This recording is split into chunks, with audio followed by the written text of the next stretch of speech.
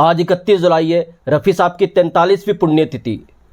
आज के दिन, आज से रफ़ी साहब के चाहने वाले रफ़ियंस एक बहुत बड़ा काम करने जा रहे हैं रफ़ी साहब को भारत रत्न के लिए, ताकि रफ़ी साहब को भारत रत्न मिल सके।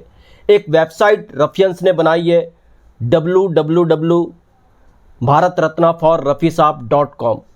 इस वेबसाइट पे जाकर के कोई भी अपना वोट कर सकता है।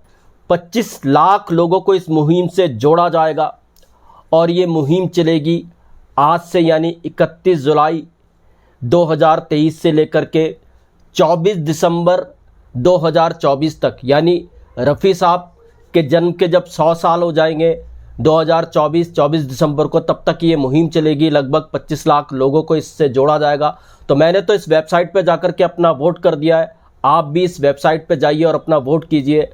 हमारे जो दोस्त हैं दिल से दिल तक जेडी चैनल के होस्ट जितेश दवे साहब, ख़ास तौर पर वो इस मुहिम से जुड़े हुए वो, और उन्होंने इस मुहिम के बारे में मुझे भी बताया था। कल यानी 30 जुलाई को उनका लाइव सेशन भी था, फेसबुक पर लाइव आए थे ये लोग, ताकि रफ़ी साहब को भारत रत्न मिल सके इसलिए। तो दोस्तों, रफ़ी साहब की मौत के बाद, रफ़ी साहब की मौत से पहले के कई किस्से हैं। ये जो किस्सा मैं आपको सुनाने जा रहा हूँ, ये रफ़ी साहब की मौत के बाद का किस्सा है। बड़ा मार्मिक ये किस्सा है, और ये किस्सा शेयर किया था संगीतकार सोनिक ओमी के ओमी जी ने। तो दोस्तों, आगे बढ़ूं इससे पहले आपसे गुजारिश, चैनल पे नहीं तो चैनल को सब्सक्राइब कर लीजिएगा, बेल आइकन भी प्रेस कर लीजिएगा ताकि नोटिफिकेशन आप तक पहुंच सके। नमस्कार, मैं महेश कोहली बॉलीवुड संगीत के सफर से।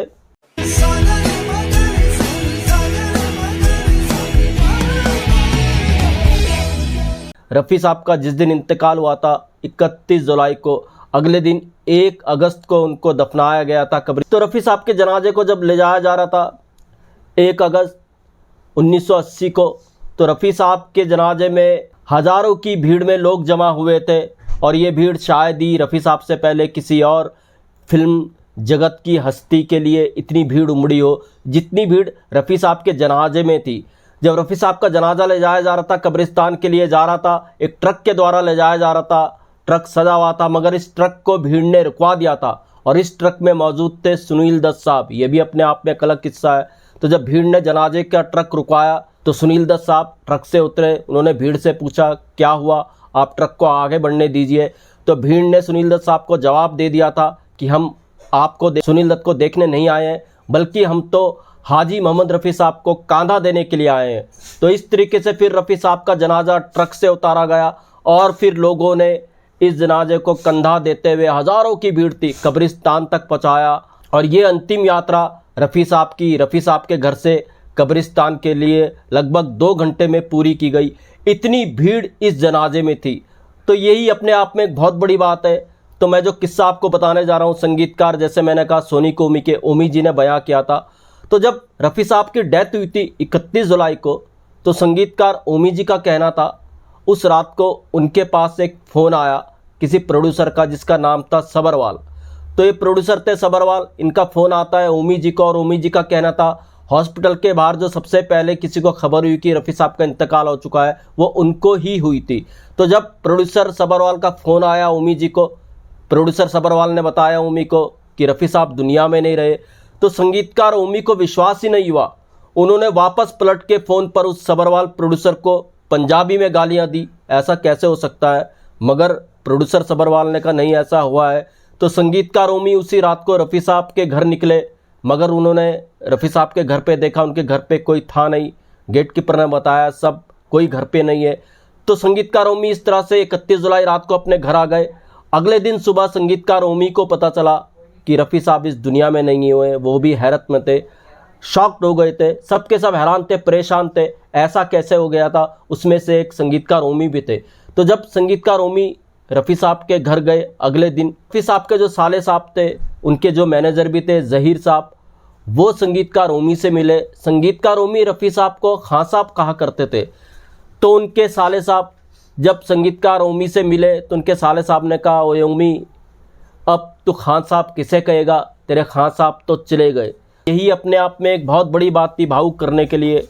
मगर इसके बाद का जो किस्सा हुआ संगीतकार ओमी ने जो शेयर किया, वो भी अपने आप में एक बहुत बड़ी बात थी।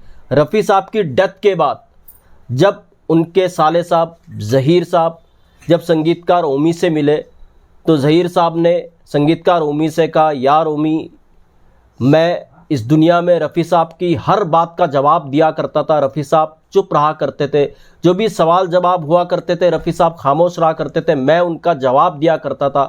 अब रफ़ी साहब तो दुनिया छोड़कर अल्लाह मियाँ के पास चले गए, अगर अल्लाह मियाँ उनसे कोई सवाल करेगा वो कैसे जवाब देंगे यार, उनके सारे जवाब तो मैं दिया करता था। ये संगीतकार ओमी ने एक इंटरव्यू के दौरान बताया। 2016 में हालांकि ओमी जी की भी डेथ हो गई थी, 2016 से पहले का ये इंटरव्यू है और ये इंटरव्यू आपको यूट्यूब पर भी मिल जाएगा।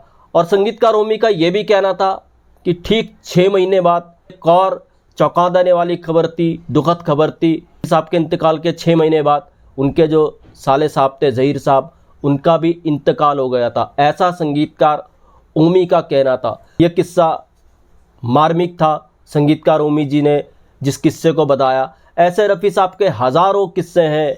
जब तक संगीत रहेगा, जब तक ये दुनिया रहेगी, रफ़ी साहब का नाम रहेगा और यही मुझे आशा है कि आगे चल के रफ़ी साहब को भारत रत्न भी मिले, ताकि जो संगीत की दुनिया में कमी है उसे पूरा किया जा सके।